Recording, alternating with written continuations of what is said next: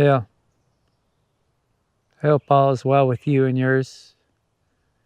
In this video, I'm going to share a little bit of my work with Eihwaz and its relation to death. Just as a reminder, working with the runes to me is a part of it is that it gives me a focus and that it invites energy to accomplish my aims, whatever those are.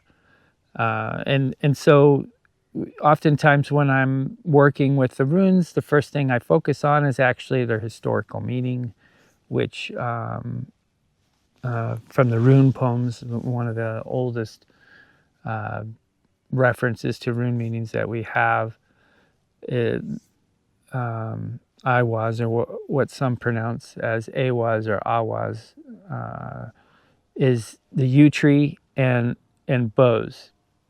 And interestingly, one of the oldest examples of a bow that we have is from the Iceman, which is over 5,000 years old. I'll put a link to that in my video notes.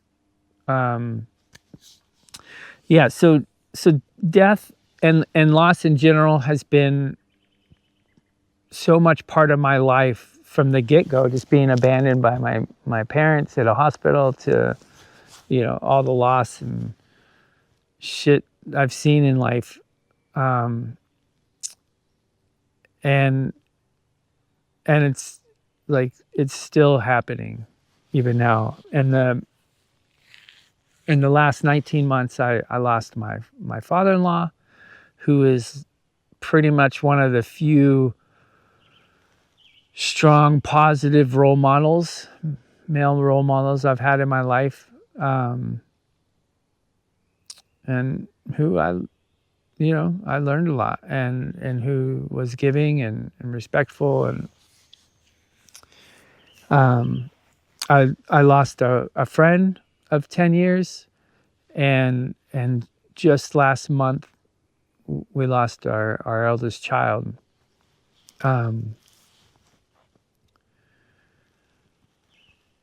Yeah.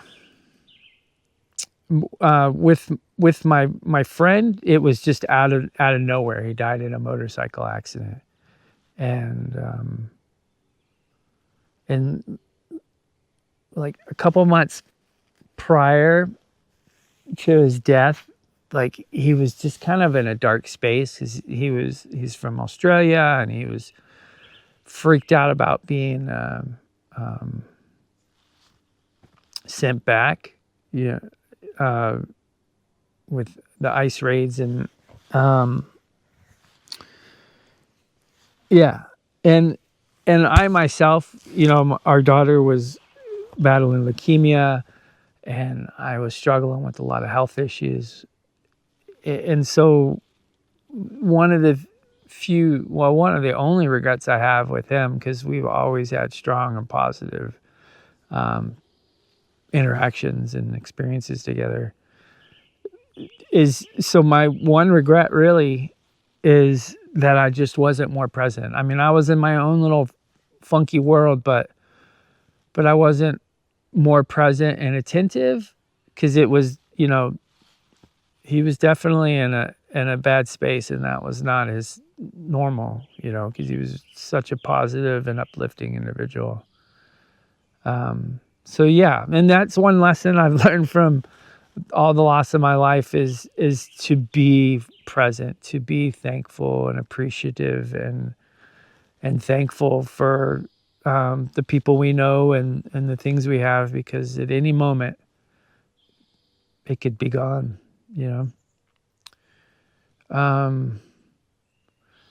with our daughter, she she went through chemo, transplant, more chemo, hopelessness over and over again for basically 18 months. And I'm thankful that we were able to spend, days before her death where she was still present to laugh and play cards and to share meals and to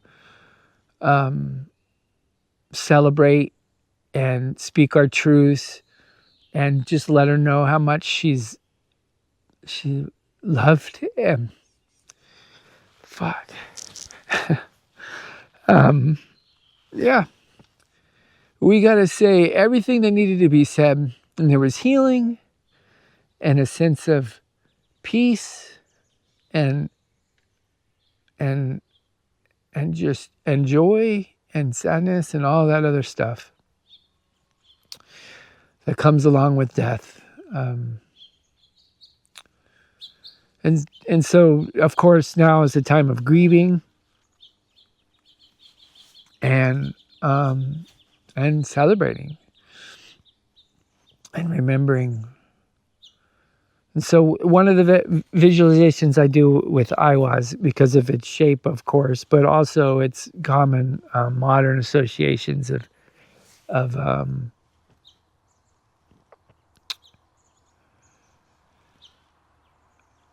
going between realms.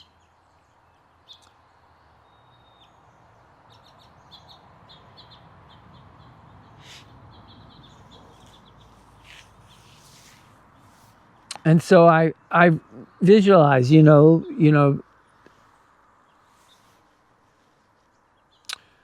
our girl entering the ancestors' halls and being celebrated and welcomed and loved and appreciated just as much as she was in life. And that she's with us, not only in memory and how she's enriched our lives, but in her creations, her writings, and the things that she's made through, the memories of all those that she's crossed paths with and blessed. Yeah. And so that's my visualization, to see her welcomed into the ancestors' halls and to become part of something greater and to live on in our lives and the flowers and little garden plot that we grow for her and just honoring during disability.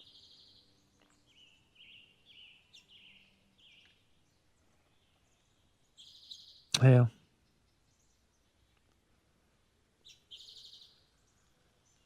Till next video,